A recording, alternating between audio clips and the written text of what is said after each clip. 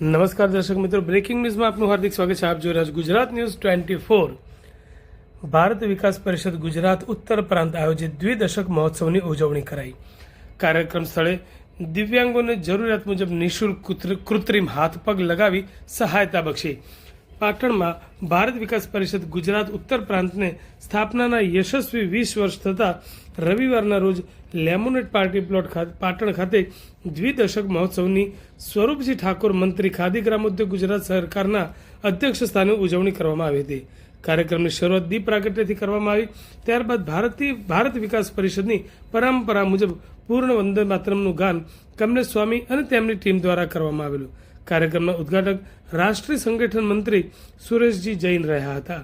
ભારત વિકાસ પરિષદ પાટણની અને બંને શાખાઓ સિદ્ધામ શાખાઓની બહેનો દ્વારા ભારતીય સંસ્કૃતિને અનુરૂપ સુંદર સ્તુતિ રજૂ કરવામાં આવી હતી.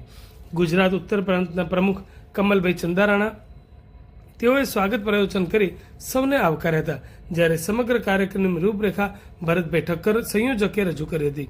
ઉપસ્થિત મહેમાનોમાં માનની સુરેશજી જૈન, ગુજરાત સરકારના મંત્રી પ્રવીણભાઈ માળી, હુડકોના ડિરેક્ટર કેસી પટેલ સાહેબ, ભારતીય વિકાસ પરિષદ વિભાગના અધ્યક્ષ લક્ષ્મી નિવાસ જાજુજી, ભારત વિકાસ પરિષદ પશ્ચિમ વિભાગના મહાસચિવ વિનોદભાઈ લાઠિયા અને મંત્રી સ્વરૂપજી ઠાકોર વગેરેએ પ્રાસંગિક પ્રવચનો કરી ભારત વિકાસ પરિષદની સેવાને બિરદાવી હતી.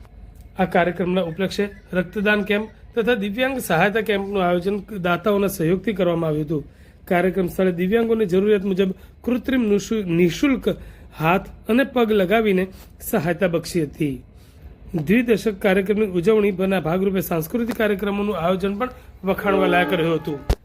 ભારત વિકાસ પરિષદ પાટણની બંને શાખાઓ પાટણ શાખા અને સિદ્ધામ શાખાની બહેનો દ્વારા સુંદર ગરબો રજૂ કરવામાં આવ્યો હતો. અણહિલવાડ પાટણની ધરાને ઉજાગર કરતું શૌર્ય ગાથાને જીવંત કરતું યાજ્ઞિક ચૌહાણ દિગ્દર્શિત રાજમાતા નાયિકા દેવી નાટક પ્રસ્તુત કરવામાં આવ્યું હતું, જે સરાહનીય રહ્યું હતું.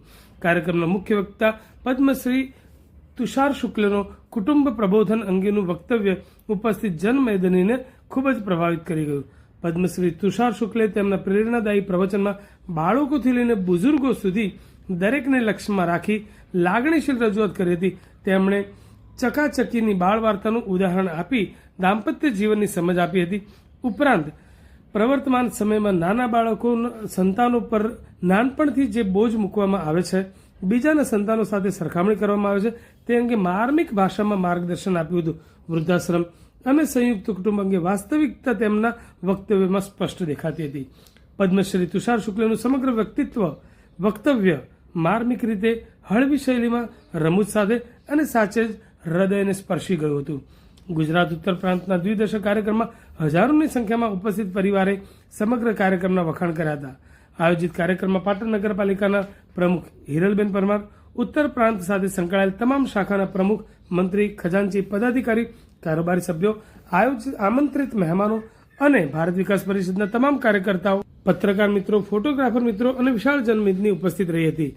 પ્રાંત પ્રમુખ કમલભાઈ ચંદારાણા, કાર્યક્રમના સંયોજક ભરતભાઈ ઠક્કર, સહસંયોજક શ્રીમતી મોનલબેન ચંદારાણા, પ્રાંત પદાધિકારીઓના માર્ગદર્શન નીચે ભારત વિકાસ પરિષદની મુખ્ય શાખા અને સિદ્ધમ શાખાના કાર્યકર મિત્રો અને સહભાગી મિત્રોએ કાર્યક્રમને સફળ બનાવવા અમૂલ્ય યોગદાન આપી ભારે જહેમત ઉઠાવી હતી.